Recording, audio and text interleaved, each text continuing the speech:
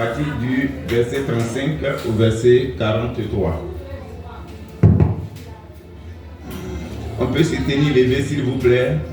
C'est la parole de notre Dieu qui passe. Je fais la lecture.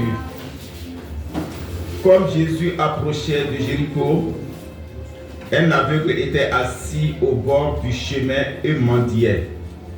Il entendit la foule passer et demanda ce que c'était. On lui annonça que Jésus de Nazareth passait. Et il s'écria, « Jésus, fils de David, aie pitié de moi. » Ceux qui marchaient en avant lui faisaient des reproches pour le faire taire, mais il criait d'autant plus. « Fils de David, aie pitié de moi. » Jésus s'arrêta et ordonna de le lui amener. Et quand il se fut approché, il lui dit, « Que veux-tu que je te fasse ?»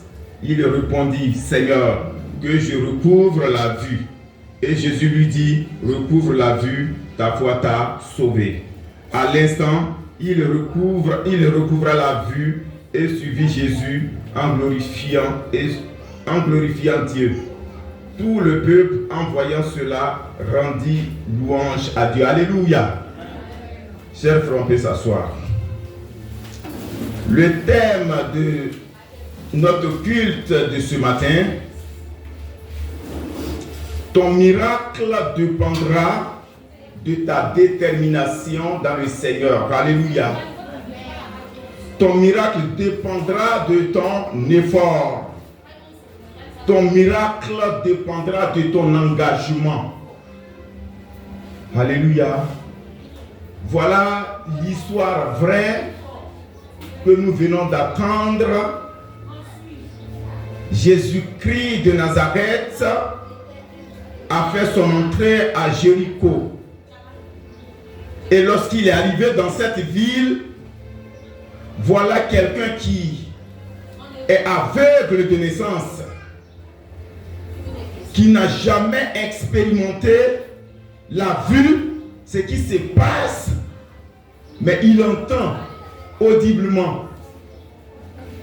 Alors, il entendait des cris et il va interroger ceux qui étaient à côté de lui.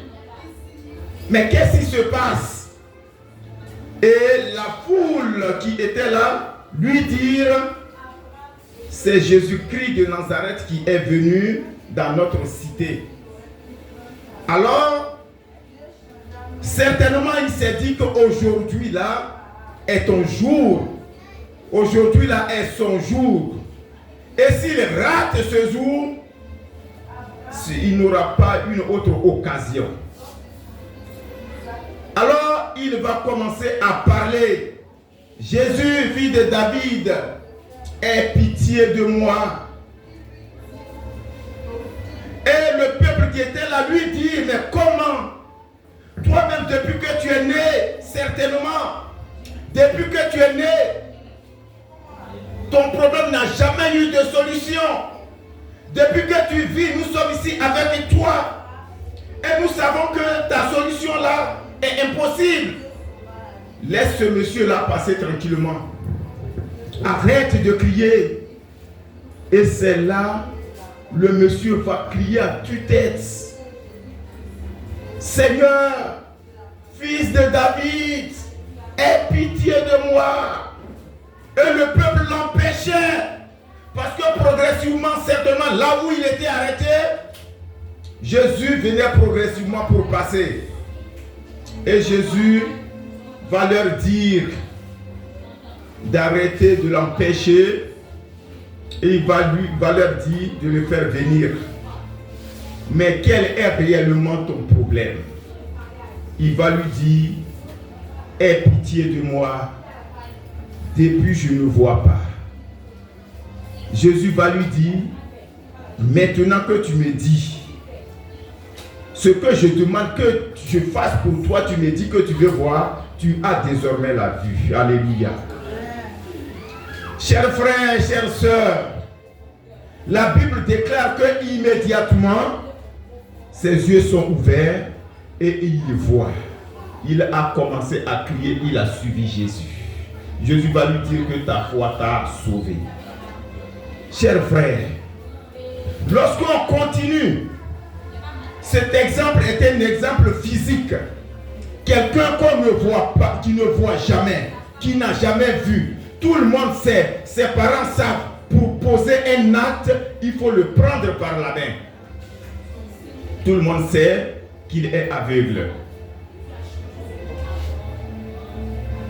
Il y a encore un exemple lorsque nous continuons la lecture à partir du chapitre 19. Quelqu'un qui s'appelle Zachée, la Bible dit que de façon illicite, il est devenu riche. Il était le riche collecteur d'impôts et il a escroqué, il a pris l'argent des gens. Tout le monde l'enviait. Il avait tout ce que l'on pouvait imaginer comme un riche pouvait posséder. Mais en réalité, Zachée avait de sérieux problèmes qu'autrui ne savait pas. Et c'est lui seul qui souffrait dans son âme.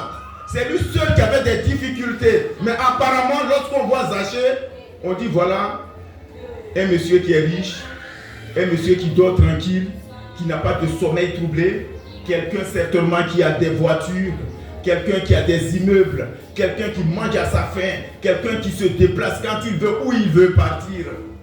Mais en réalité, intérieurement, Zachée avait des problèmes sérieux que lui seul il savait. Zachée n'avait vraiment pas la paix. Mais en réalité, c'est la richesse qui devait donner la paix. C'est l'argent qui pouvait donner la paix. C'est des belles maisons qui pouvaient donner la paix. C'est je ne sais pas. Aujourd'hui, tu as l'argent. Tu regardes Miss Monde, tu dis viens, je peux t'acheter toi et ta famille.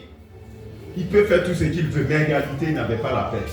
Parce qu'en réalité, la paix ne vient pas de ce qui est matériel. La paix vient de Jésus-Christ de Nazareth. Et Zachée qui était riche, qui a expérimenté cette vie, qui savait que tout ce qu'il possédait comme bien ne pouvait pas lui donner cette paix. Mais aujourd'hui, Jésus est arrivé dans la ville là où il se trouve. Alors, lui, il cherche la paix. Mais il était empêché, comme Bartimée était empêché. Et qu'est-ce qui faisait l'empêchement de Zachée? C'était cette foule nombreuse. Parce que la Bible déclare qu'il était petit de taille. Il ne pouvait pas avoir accès à Jésus. Et lorsqu'il s'approche, la foule l'empêchait d'avoir accès à Jésus, de lui poser son problème. Alléluia. Mais en réalité, il était là. Il cherchait la solution. Comment poser son problème à Jésus. Mais pour poser le problème à quelqu'un, mais il faut avoir accès à la personne. Pour poser son problème à quelqu'un, il faut parler à la personne pour que la personne puisse t'écouter. Alors la Bible déclare que Zachée va partir monter à un arbre, à un sycomore. Il court, il va, il monte. Et voilà l'engagement, cette détermination. Il a voulu aujourd'hui retrouver la paix véritable. Mais il a cherché par plusieurs moyens, il n'a pas pu. Et Jésus est venu dans sa contrée, dans sa cité. Et aujourd'hui, la foule l'empêche. Et il monte aussi comment Jésus va lui dire, Zachée, descends. Mais quel est cet homme qui s'appelle Jésus? Cet homme c'est qui nous connaît par notre nom. Alléluia. Il n'a jamais vu Zachée. Mais il a dit le nom de Zachée, descends. Et aujourd'hui, toi et moi, nous allons manger ensemble. Et la population qui connaît la vie de Zachée va commencer à mijoter des choses contre Jésus. Mais non, mais ce monsieur, c'est le Fils de Dieu. Ce monsieur, il s'appelle Seigneur. Ce monsieur, il est saint. Mais nous connaissons ce que Zachée nous montre dans cette ville. Il n'est pas sérieux. Il a acquis son héritage de façon illicite. J'allais dire sa richesse. Mais Jésus dit, il va aller manger, il va rentrer dans la maison de ce monsieur qui n'est pas saint. Jésus va leur dire, je ne suis pas venu pour des saints, Je suis venu pour des malheureux. Je suis venu pour des gens qui n'ont pas la paix. Je suis venu pour des gens qui sont injustes. Je suis venu pour des gens qui sont égarés. Alléluia. Et là, Jaché va retrouver cette paix qu'il recherchait. Et ce qu'il avait, il va donner la moitié aux déshérités, aux pauvres. Chers frères, chères sœurs, quelle est ta manière d'adorer le Seigneur? Certainement tu es là pour la toute première fois. Et Jésus est arrivé chez toi. Mais quelle est cette attitude que tu prends pour l'adorer? Pour que ce pourquoi tu es arrivé aujourd'hui pour la toute première fois puisse trouver la solution. Certainement tu es là depuis longtemps. Mais quelle est ta façon de l'adorer? Depuis longtemps tu es là.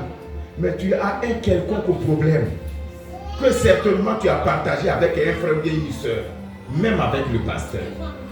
Et c'est le sujet de prière. Chaque fois qu'on se réunit.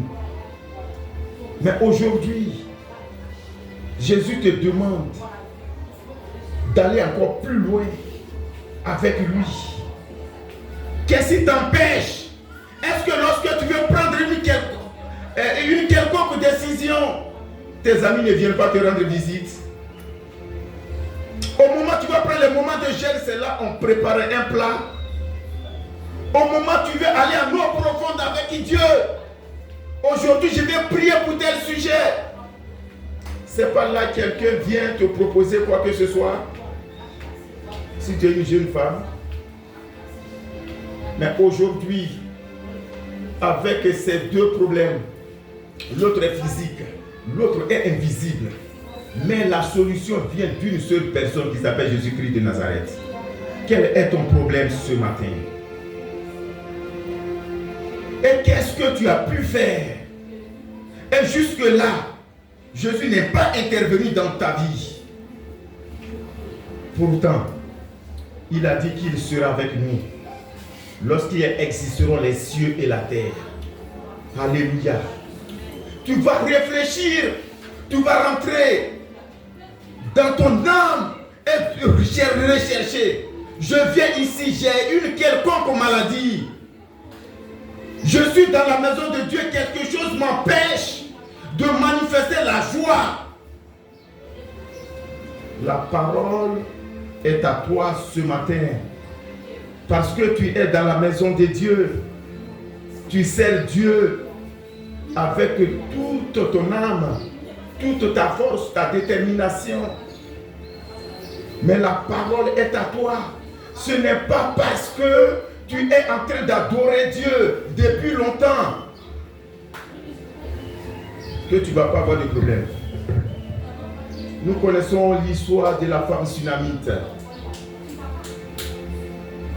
Quand Élisée est arrivé dans sa ville, elle a dit à son époux, voilà un serviteur de Dieu, toujours il passe là pour servir Dieu. Chérie, tu sais ce que nous allons faire? Nous allons faire une chambrée et nous allons équiper cette chambre-là. Quand il va venir, il va rester là pour se reposer s'il fait l'œuvre de Dieu. Alléluia. Et son mari l'a écouté. Son mari a accepté. Et ils ont fait cette chambre. Ils ont mis la table, le lit. Ils ont équipé. Et Élisée dormait là. Mais Élisée va demander, mais quel est réellement le problème de cette femme? Et son serviteur va lui dire, la femme l'a dit qu'elle n'a pas d'enfant. Élisée, sur la base de la parole, va dire, tu auras un enfant. T'inquiète. Alléluia. Jésus-Christ de Nazareth, il n'est point limité. Ce qui dépasse l'entendement, c'est là même, c'est comme si c'était un bonjour pour l'homme. Et la femme va mettre un enfant au monde. Cet enfant va commencer à grandir. Un jour va venir, le père va prendre l'enfant. aller dans son activité. L'enfant a eu un corps chaud. L'enfant est tombé malade à tel point que le père ne savait plus à quelle chose se vouer. Va dire à son serviteur, prends cet enfant, va le remettre à sa mère. Et l'enfant, mourant, va être dans les bras de sa mère. La maman va prendre cet enfant, aller le mettre dans la chambre. Elle va demander à son époux, chérie, je vais aller voir l'homme de Dieu. Son mari va lui dire, mais aujourd'hui n'est pas l'heure de la nouvelle lune, c'est pas le moment de rendre visite à un serviteur de Dieu. Mais qu'est-ce qui ne va pas, chérie? Elle dit, tout va bien, alléluia. Parce que la solution ne se trouve pas dans la main de son mari.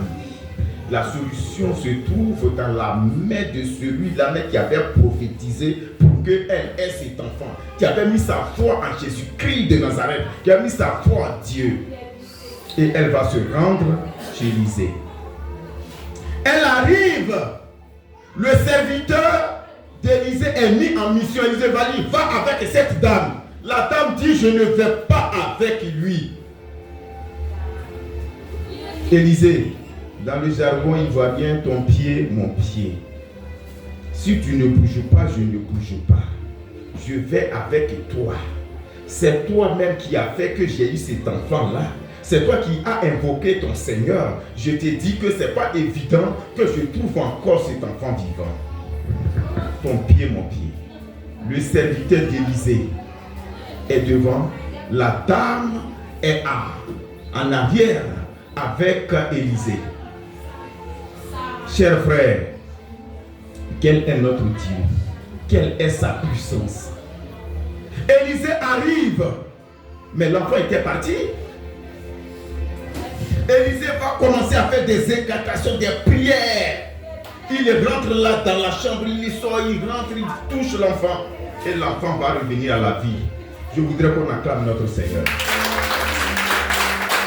Chers frères, voilà la détermination encore de la dame. La détermination sans précédent de la dame. La dame n'a pas voulu se faire accompagner par le serviteur d'Élisée, mais plutôt que par Élisée. Quelle est ta détermination, mon frère? Tu es chez toi à la maison. Certainement, rien ne va plus. Rien ne va. Tu es chez toi à la maison. Tu cherches un enfant depuis longtemps. Ou bien tu as eu déjà un enfant, mais il y a un blocage. Comment tu vis? Tes enfants sont comment? Cette parole est à toi ce matin. Dieu dit, ton miracle, ta situation que tu traverses, ce miracle dépend de ta détermination ce matin. Tu peux ne pas demander quelque chose à Dieu. Et Dieu va te surprendre. Ça, c'est une grâce qu'il te fait. Mais tu traverses un moment difficile ta vie. Et tu crois que tu viens à l'église, il n'y a vraiment pas de solution. La solution se trouve en Jésus. La solution se trouve en Emmanuel. La solution se trouve à celui-là qui est mort et qui a fait le 3 jours dans le sol et qui est sorti. La solution se trouve au maître de celui qui est assis auprès de notre Père et qui nous voit. La solution se trouve au maître de celui qui nous a donné ce pouvoir-là désormais de marcher sur les scorpions, les serpents, tous les esprits ténébreux, et rien ne pourra plus jamais nous atteindre. La solution se trouve au maître de Jésus-Christ de Nazareth. C'est lui qui nous a donné ce pouvoir. C'est lui qui nous a donné ce pouvoir. Il a dit avant qu'il ne parte, il nous a dit, les sorciers n'ont plus de pouvoir sur nous. Alléluia. Nous ne sommes pas n'importe qui, mais nous nous sous-estimons par moments. Mais en réalité, le pouvoir que nous avons, quand l'ennemi voit ce pouvoir, il a peur. Mais nous ne savons pas que l'ennemi a peur de nous. Sinon, chaque jour, les gens nous en veulent, ne peuvent pas nous atteindre. Quel est ton problème? Tu veux avoir un concours, tu peux avoir un examen, tu veux procréer, tu veux mettre un enfant au monde. Quel est ton problème que Jésus ne peut pas résoudre? S'il a ouvert les yeux de Bartimée, il a donné la paix à Zachée, qu'est-ce qu'il ne peut pas faire dans ta vie? N'est-ce pas lui? Une femme qui a perdu le sang pendant 12 ans, qui n'avait plus de soutien, qui était pauvre dans son âme, qui ne peut plus rester dans la société parce que sa maladie a fait qu'elle était marginalisée. Elle est allée de médecin en médecin, mais elle ne s'est pas arrêtée là. Et quand elle a vu Jésus, elle dit, par cette foi qu'elle avait sans précédent, ne serait-ce que toucher la robe de Jésus, moi je sais que je serai guéri. Alléluia. Et elle est partie. Elle l'a touché. Et un miracle s'est produit dans ta vie. Qu'est-ce que tu traverses ce matin, mon frère? Qu'est-ce que tu traverses? Qu'est-ce que tu as une connaissance qui n'est même pas chrétienne, qui traverse les situations difficiles? Dis-lui que Jésus est capable de le faire. Alléluia. Jésus, il est capable de le faire. C'est pour cela, tu dois rentrer en toi-même et demander à Jésus. Longtemps je prie pour mon enfant, je prie pour mon épouse, je prie pour mon époux, je prie pour tel ou tel sujet. Mais aujourd'hui, ta parole n'a point changé. On m'a dit que la Bible a déclaré que tu es le même hier, aujourd'hui et éternellement. Ce que tu avais fait hier, tu es capable de le faire aujourd'hui. Ce que tu as fait dans la vie de mon frère autrefois, tu es capable. Ce matin-là, moi je veux qu'un miracle se produise dans ma vie. Et ce miracle va se produire parce que tu t'adresses à Jésus. Alléluia. On va se tenir les temps.